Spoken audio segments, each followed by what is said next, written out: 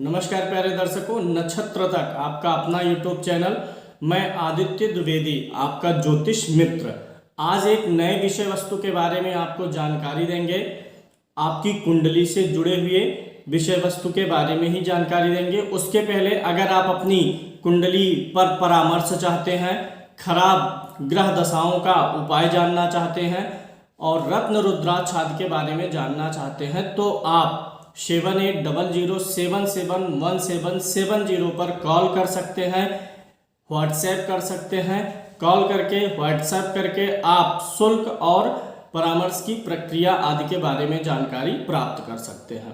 चलिए शुरू करते हैं। आज के एक नए रोचक विषय वस्तु पर चलते हैं।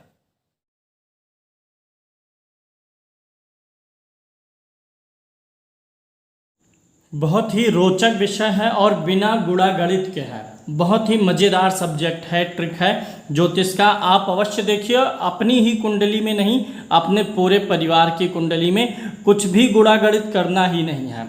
अक्सर कहते हैं कि व्यक्ति का जन्म किस पाए में हुआ है। यह व्यक्ति सोने के पाए में जन्म हुआ है, चांदी के पाए में पैदा हुआ है, तांबे में पैदा हुआ है या लोहे के पाए में पैदा हुआ है। अर्थात जब यह व्यक्ति पैदा हुआ तो इस व्यक्ति का पैर सोने में था, तांबे में था, चांदी में था। ऐसा कहते थे पहले के बुजुर्ग। अभी भी बहुत जगह पर आपने सुना होगा। तो ये है क्या चीज़ और इसे कैसे अप्लाई करके इसका सही निष्कर्ष निकालना है और किस पाए में आपका जन्म हुआ है तो क्या फल होगा, और अगर किसी पाए का फल खराब है तो उसका उपाय क्या होने वाला है, मैं आपको बताने वाला हूँ। कार्यक्रम को पूरा देखिए और सिर्फ अपनी ही कुंडली में नहीं, अपने पुत्र की कुंडली में, पुत्री की कुंडली में, पत्नी की कुंडली, ये जरूर आजमाइए।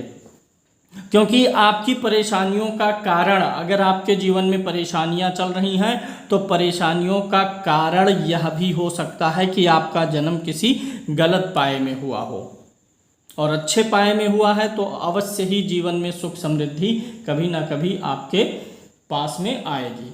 तो मैं आपको बताऊंगा पहले चांदी के पाए के बारे में।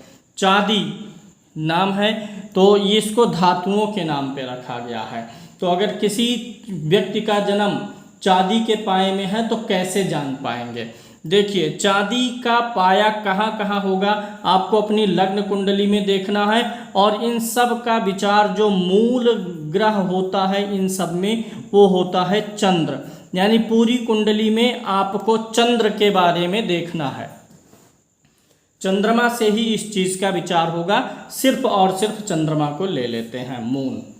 अगर आपकी कुंडली में चंद्रमा जन्म के समय सेकंड हाउस में रहा हो, दूसरे घर में रहा हो, चंद्रमा ही को देखना है कहाँ रहा हो, चंद्रमा दूसरे घर में रहा हो तो आपका जन्म चांदी के पाए में हुआ है। अगर चंद्रमा आपका 5वें भाव में रहा हो तो आपका जन्म चांदी के पाए में हुआ है। और अगर आपका जन्म समय में चंद्रमा लग्न कुंडली में 9वें भाव में है तो चांदी के पाए में आपका जन्म हुआ है। यानी अगर आपके घर में किसी की कुंडली में चंद्रमा सेकंड हाउस में, 5th हाउस में या 9th हाउस में है, दूसरे, 5वें और 9वें, सबकी कुंडली में दूसरा घर यही होगा, 5वां यही हो, 9वां यही होगा सबकी कुंडली में। ऐसा नहीं है कुंडली में जहां 2 नंबर की गिनती लिखी है वह दूसरा घर है। पहला घर हमेशा कुंडली में यही होता है, इसी के आगे ऐसे ऐसे गिनेंगे। तो हर एक की कुंडली में दूसरा घर यही है, 5वां, 9वां। अगर इस घर में, इस घर में, इस घर में चंद्रमा लिखा हुआ है तो आपका जन्म चांदी के पाए में हुआ है। अब मैं फल बता देता हूं कि ऐसे लोग स्वयं के साथ साथ अपने घर वालों के लिए लकी होते हैं और समाज में हमेशा कुछ ना कुछ सहयोग करते हैं और समाज के लोग ऐसे व्यक्ति की प्रशंसा करते हैं, प्रसिद्धि ऐसे व्यक्ति को मिलता है और ऐसा व्यक्ति कुल को तारने वाला होता है।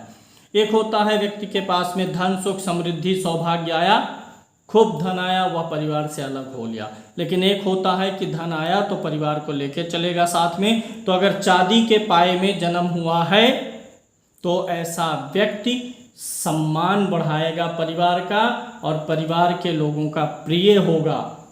लोग उसके रहने से अपनी तरक्की महसूस करेंगे। मतलब अगर चांदी के पाए में जन्म है तो अच्छा है, कोई उपाय करना नहीं है। दूसरा मैं आपको बता देता हूं कि अगर जन्म तांबे के पाए में हुआ है तो कैसे जानेंगे और क्या परिणाम होता है। अगर तांबे के पाए में जन्म हुआ है किसी व्यक्ति का, तो ऐसे व्यक्ति का चंद्रमा तीसरे भाव में है तो तांबे के पाए में जन्म हुआ है। अगर ऐसे व्यक्ति का जन्म ऐसे समय में हुआ जब चंद्रमा उसके 7वें भाव में हो तो तांबे के पाए में जन्म हुआ, और 10वें भाव में चंद्रमा है, 10वें भाव में है तो भी तांबे के पाए में आपका जन्म हुआ है। 3 भाव का एक पाया बनेगा। तो अगर तीसरे भाव में, 7वें भाव में और 10वें भाव में चंद्रमा बैठा हुआ है तो आपका जन्म तांबे के पाए में हुआ है, और इसका भी बहुत ही अच्छा परिणाम होता है। तांबे के पाए में जन्म होने से, थोड़ा चांदी से मध्यम है, लेकिन तांबे के पाए में जन्म होने से व्यक्ति के पिता की वृद्धि होती है। उसके जन्म के बाद में व्यक्ति अपने पिता के लिए काफ़ी भाग्यशाली होता है, और ऐसा व्यक्ति जब पैदा होता है, अगर पुरुष है तो उसके पैदा होने के बाद घर में विकास अवश्य होता है, और ऐसा व्यक्ति जब कैरियर की शुरुआत करता है तो घर का दुख दारिद्र दूर कर देता है। और अगर कन्या है तो ये सारे फल ससुराल में जाने के बाद होंगे, यानी ऐसी कन्या अपने ससुराल के लिए अच्छी हो जाती है। तो तांबे के पाए में जन्म, अगर चंद्रमा तीसरे घर में है, मैं यहीं पर लिख भी देता हूँ, चांदी के पाए में कब कब होगा, दूसरे घर में चंद्रमा हो, 5वें घर में चंद्रमा हो और 9वें घर में हो। तांबे के पाए में जन्म कब होगा, जब तीसरे घर में हो, 7वें घर में हो और 10वें घर में हो, तब तांबे का पाया होगा। बात कर लेते हैं सोने के पाए में जन्म कब माना जाएगा और क्या प्रभाव होता है। जब आपका जन्म हुआ, यानी आपकी लग्न कुंडली में अगर चंद्रमा आपकी कुंडली में प्रथम भाव में उपस्थित हो, जन्म लग्न से चंद्रमा यदि पहले भाव में हो, लगन में हो, चंद्रमा अगर 6वें भाव में हो, 6ठे भाव में चंद्रमा हो, या फिर चंद्रमा एकादश भाव में हो, तो सोने के पाए में आपका जन्म माना जाएगा। मैं यहाँ पे चंद्रमा नहीं लिख रहा हूँ, मैं यहाँ पे सिर्फ पाया लिख रहा हूँ, जहाँ पर चंद्रमा आप ताकि अपनी कुंडली देखें, और जैसे ही आप देखें कि आपकी चंद्रमा यहाँ है तो आपको पता चल जाए तांबा है। जैसे ही आप यहाँ देखें अपना चंद्रमा, आपको पता चल जाए कि सोना है। मतलब चंद्रमा को देखना है, अभी पूरे घर भर जाएंगे तो आपको पूरा पता भी चल जाएगा। तो इसी प्रकार से अगर किसी के जन्म के समय में लग्न कुंडली में प्रथम में, षष्ठम में या एकादश में चंद्रमा बैठा हुआ है तो ऐसे व्यक्ति का जन्म सोने के पाया में हुआ है, सोने के पाया में हुआ है।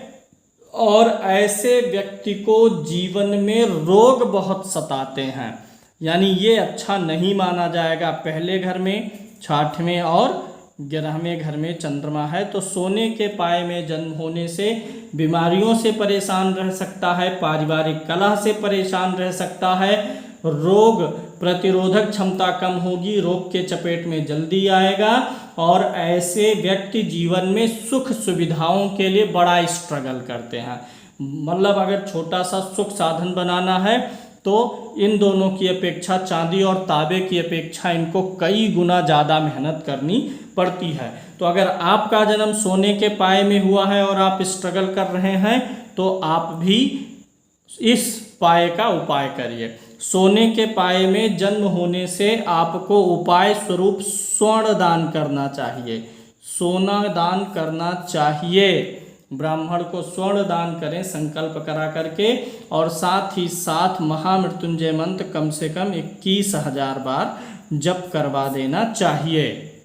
स्वर्ण दान और 21,000 महामृत्युंजय मंत्र का जप करने से यह आपका ठीक हो सकता है, ठीक हो जाएगा रोग बीमारी, और इस पाए में जन्म लेने का दुष्प्रभाव कम हो जाएगा। अगला पाया बनता है लोहे का पाया।